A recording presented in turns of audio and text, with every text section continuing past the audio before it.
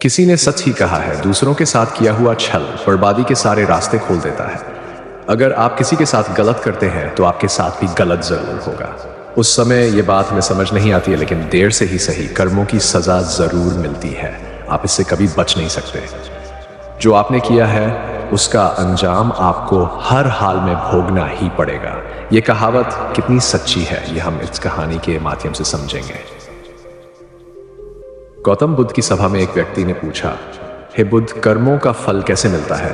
अगर बुरे कर्मों का फल मिलता है तो अच्छे कर्म कैसे किए जाते हैं? गौतम बुद्ध ने उत्तर दे दिया, मैं तुम्हें एक कहानी सुनाता हूं, तुम ध्यान से सुनो। रामू और श्यामू नाम के दो भाई एक गांव में रहते थे। रामू स्वभाव से बहुत अच्छा था। उसके दिल में सभी के लिए दया और आदर भाव था।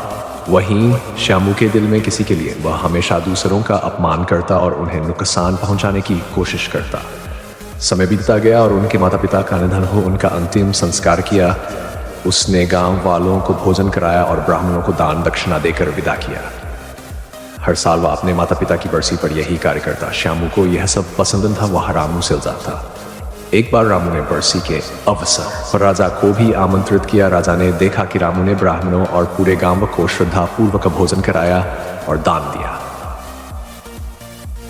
राजा ने श्यामू से पूछा, तुम्हारा भाई माता पिता के लिए इतना कुछ करता है, तुम क्यों नहीं करते?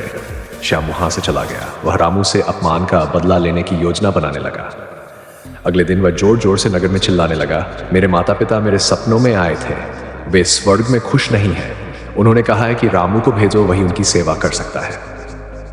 राजा बोले, यह तो अच्छी बात है, लेकिन इसके लिए रामू को मरना पड़ेगा।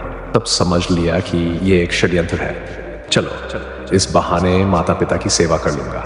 उसने राजा से कहा, महाराज, कल नदी किनारे एक नाव की व्यवस्था करें, मैं उसमें बैठकर स्वर्ग चला जाऊंगा। राजा ने वैसा ही किया। रामू नाव में बैठा और नदी में कूद गया। पूरे गांव को लगा कि वह मर गया।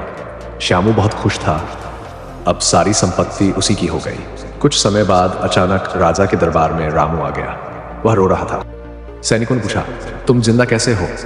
रामू बोला, स्वर्ग में मेरे माता पिता मुझसे नाराज थे। उन्होंने कहा कि मैं अच्छा खाना नहीं बना सकता।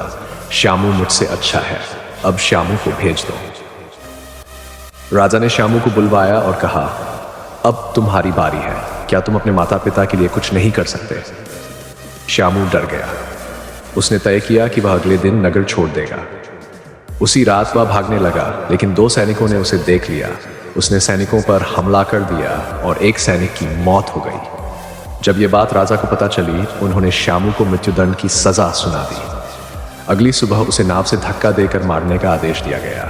मरने से पहले श्यामू को अपनी गलती का पछतावा हुआ, लेकिन अब बहुत देर हो चुकी थी। बुरे इंसान को अंतिम समय तक सही और गलत का पता नहीं होता।